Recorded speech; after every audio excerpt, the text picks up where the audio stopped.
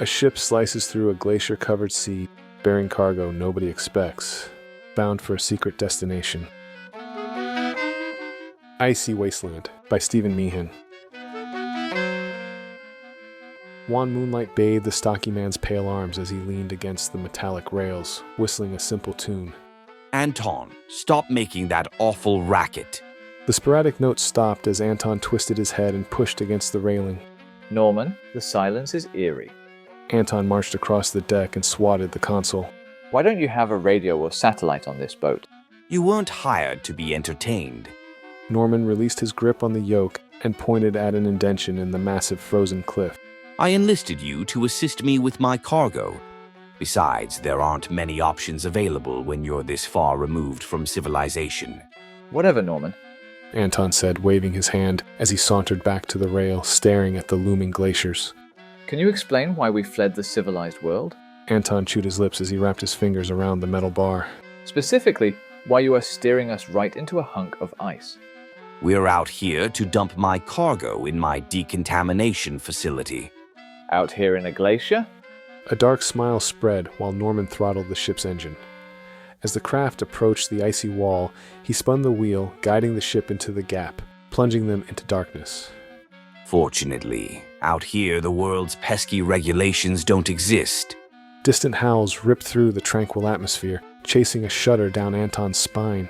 With shallow breaths, his whitening fingertips dug into the boat. Closing his eyes, Anton took a few deep breaths and twirled his hand toward the star-filled sky. It's creepy navigating through all these massive chunks of ice. With the pale light, those cliff faces look like giant gravestones. Norman turned off the engine and pulled a slender stick from the console. With a crack, a sickly green illumination leapt from the tube, chasing away the darkness. With a series of quick motions, Norman cracked another rod and tossed it on the approaching dock.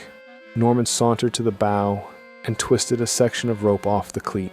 When the vessel crept alongside the small metal wharf, Norman hopped on, securing his craft.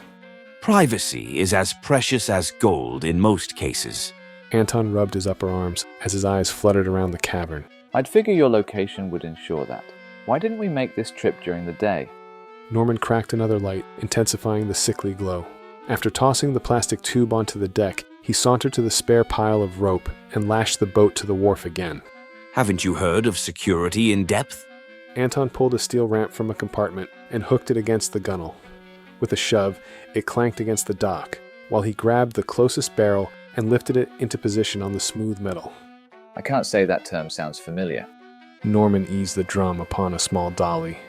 It is a succinct way of saying you don't rely on a single form of security. The isolation helps, but when it's paired with the timing, I ensure my privacy.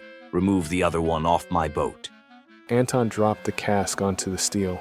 I'm not lazy. With a sigh, Anton escorted the last barrel down the ramp. Is that the only cart you have? Leave it there and get the door.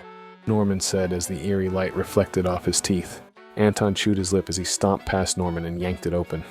Instantly, a chorus of moans, howls, and wails erupted from the opening. What's happening in there? Norman stepped up, gripping Anton's shoulder. That is the secret of my process. You explained nothing. Norman swatted Anton's back and tipped the drum into the void. While the barrel tumbled, Norman grabbed the wheeled cart as a crack silenced the cacophony. He rushed to the other cask and slipped the dolly under it. With a smile, he returned and shoved the second container into the darkness. As a crash erupted, Anton swallowed a lump in his throat. What was the cargo? With a toothy grin, Norman pulled another stick from his pocket and broke the inner vial. As it tumbled from Norman's fingers, the green light highlighted the scene below.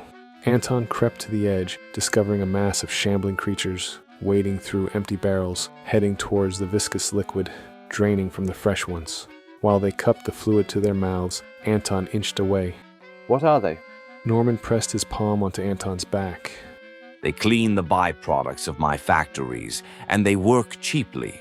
Anton licked his lips while he studied the creatures pouring the noxious waste down their throats. How do you pay them? Food, Norman said as he shoved his assistant. However, Anton's hand flew to the doorframe, and he dove under Norman's arm, rolling behind the lunatic. You feed them people? Maniacal laughter mixed with clangs and thumps while Norman turned around. Think about it. Those monsters clean all the waste I bring them, and it only costs me the life of a transient. It's a fantastic deal once you consider everything. You're a monster. As more clanks rang out from the pit, Norman's wicked laughter intensified. Nonsense, I'm a businessman. With a glance over his shoulder, Anton inched away from the maniac and his pet creatures. The authorities are going to catch you. There's a reason I hire people like you. Norman lifted a ring of keys, jingling them. Besides, you cannot start the boat without these. Misshapen hands reached out of the void, snatching Norman's ankle and yanked him into the darkness. As cries of pain roared from the mysterious depths, Anton rushed to the opening, slamming the door. He spun around and slid down the cold steel. With a groan, Anton rubbed his face and bounced his head against the metal. As he climbed to his feet, Anton noticed something glittering on the ground. He lifted the jingling keys and smiled as he rushed to Norman's boat.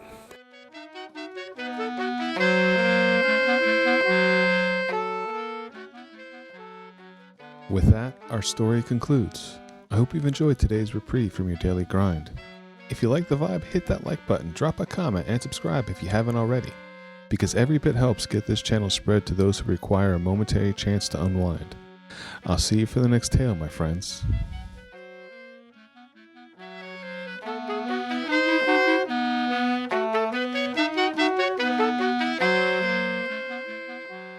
Thanks for reaching the end of the video. But why not keep the rhythm going? Pick one of the videos on screen and settle in for another moment of escape. And if you haven't yet, hit subscribe and tap the bell to get notified when new tales drop.